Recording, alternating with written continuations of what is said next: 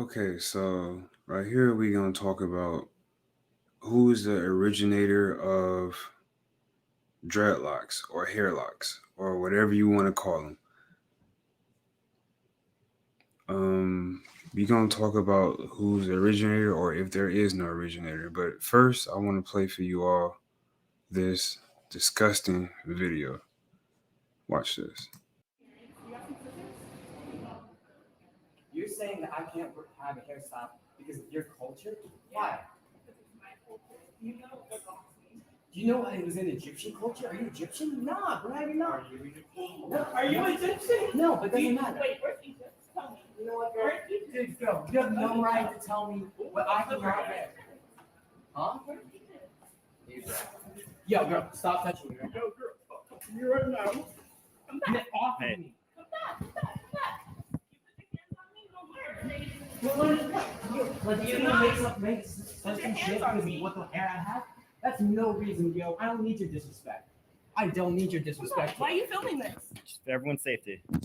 This is complete insanity and delusion from that black woman to call a white person out for wearing hair locks as if she has the stamp on hair locks, as if black people or Africans or anybody has a stamp on hair locks. She even went so far as to grab him, put her hands on him and grab him, and we pushed her off of. And when he pushed her off of her, she said, "Don't touch me," or "Get your hands off me," as if she wasn't the aggressor. This is complete insanity. This is a very disgusting video. So there is no one race that has the stamp on dreadlocks or hair locks. So I don't know what the hell that black girl was talking about, wearing my culture or nothing, because for one thing, African Americans don't put the stamp, didn't originate dreadlocks. Here you have Cree Indians wearing hair locks, 1885. You have Indians.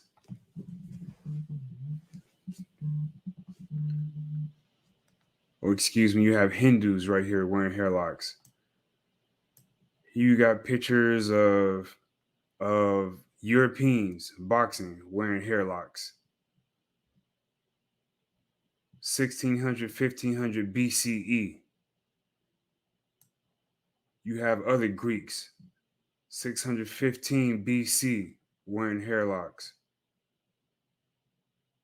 The Spartans wearing hair locks.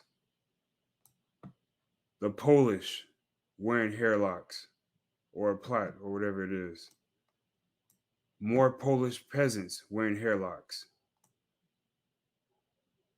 There is no one race that has the stamp on hair locks. So that white boy was completely in his right for wearing those locks. He did not have to explain a damn thing to her. She did not know what the fuck she was talking about. She does not put the stamp on hair locks. African Americans did not originate dreadlocks, or nobody for that matter. Hair locks have been worn since the beginning of time. All it is just letting your hair naturally mat up, or twisting it and coiling it. That is all. Think of the country Jamaica. Well, when they see dreadlocks, they think of Jamaicans. They think of the country Jamaica, or they think of the music icon Bob Marley. But even though Bob Marley made dreadlocks really, really popular, he definitely made dreadlocks an icon for people to wear.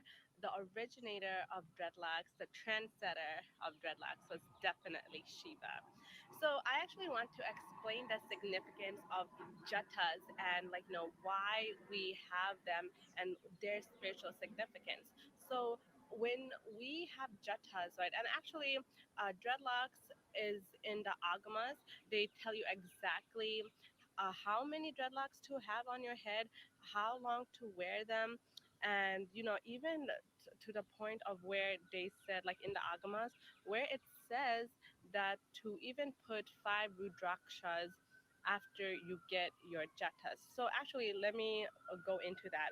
So in the agamas, it says that you can have like a number of jatas starting with 5, 11, 13, 26, 28, 36, 50, and then 82. So those are the number amount. I actually got 50. And then the length is supposed to be to your Swadhisthana chakra. The reason for that is like, the longer your hair is, it actually is strengthening your nervous system. And not only that, but in the agamas it also said to wear 5 rudrakshas in your dreads, which I am doing. Like, this is one, and I have like 5 within my hair all throughout. So that's what it says in the agamas. And the significance of dreadlocks, of Shiva Jatas, is actually when you have a slight pressure in your hair, it actually opens up subtle grooves in your brain that can attain. Okay, so there you have it. This is a Hindu woman explaining in her culture how she says that they originated in dreadlocks or hairlocks. And I'm not really sure if I agree that they originated it because it's something that people have just been wearing since the beginning of time. But maybe she's right. Yeah, maybe Lord Shiva, the Hindu, one of the Hindu gods in their culture, maybe she did put the stamp on it or make it popular. Maybe she did. You have Lord Shiva right here. Locks, twists.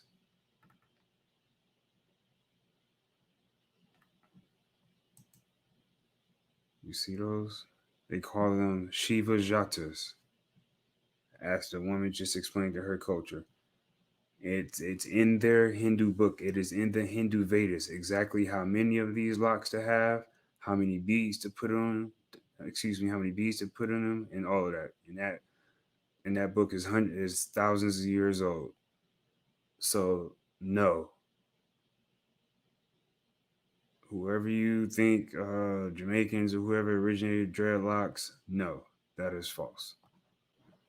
Again, hairlocks have been worn by many people since the beginning of time. You have a East African ethnic group known as the Maasai, over in Kenya. Here you see them wearing a form of hairlocks. You see that? This is the Maasai. They've been wearing that for thousands of years. Here you have the oh, you look like you getting high or something.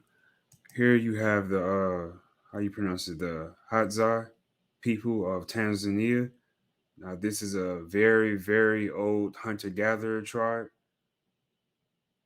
who who's been doing hunter and gather who's excuse me been hunter and gatherer since for thousands of years. Probably one of the oldest groups on earth, wearing hairlocks.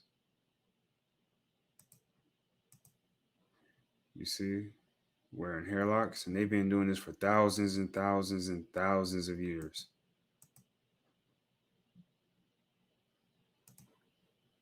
So there is no one group who originated dreadlocks or hairlocks or whatever you want to call them. It's just something that people have been doing since the beginning of time. Now there might be a certain group of people who might have styled their locks in a particular way, who put the stamp on a certain style maybe. But as far as just having your hair locks, that's nothing. That's just letting your hair naturally tangle up. You see these people, Maasai, this is coordinated. This is not free form locks. This is coordinated. And they've been doing this for thousands of years. Here you have the Himba people of where are they at? In Angola. They put red clay and some other stuff in their hair and lock it up for a period of time. They've been doing this for thousands and thousands and thousands of years. Again, hair locks is something that people have just been doing since the beginning of time. Khoisan people, another group of people who are some of the oldest people on earth, hunter gatherers in South Africa. You have wearing hair locks. Got another picture of some hunter gatherers, the Khoisans in South Africa wearing hair locks. These people are arguably some of the oldest people on earth. Again, here you got wearing hair locks up top, a little cut on the side and the back. So yeah, you have many different cultures all around the world who have wore hair locks. Cree Indians. You have here you go, some European peasants, Polish European peasants wearing plaits. Some of the ancient Greeks. The statue is 500 BC. Locks or braids or whatever it is.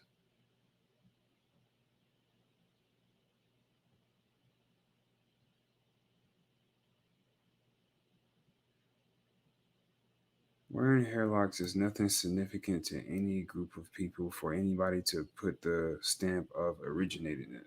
And last but not least, please, people, no, Medusa did not have dreadlocks. Medusa was not black and she did not have dreadlocks.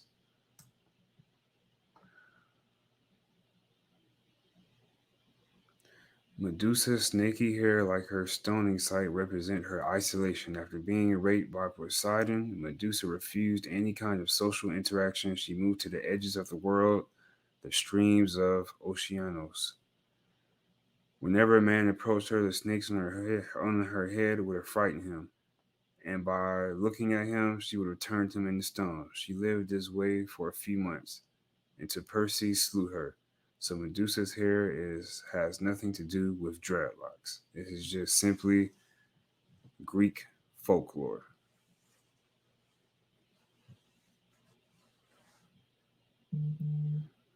Everybody have a nice day.